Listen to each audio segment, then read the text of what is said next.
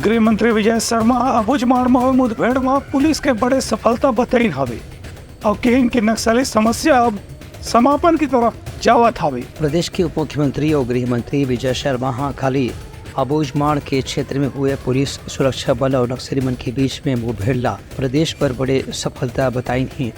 उनकर के एनालिसी की माओवादी मन के खिलाफ कार्रवाई करते हुए जवान मन बहादुरी से लड़ी और 5 माओवादी मन मारे गिन। उनकर ये भी कहना है कि ऑपरेशन में बड़े मात्रा में हथियार और गोला बारूद भी बरामद करे गए है, जो उनकी पुलिस पर एक बड़ी सफलता है। मुठभेड़ के दौरान 2 जवान मन घायल हुए, जवान की हालत अब रायपुर के अस्पताल में इलाज के बाद काफी ठीक है। नारायणपुर और कांकेर सीमा जिले के सीमा प्रांत पर सुबह से ही गोलीबारी रुक हो रही थी।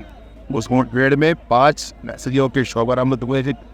2 हमारे जवान घायल हुए, परंतु वो खतरे से बाहर है।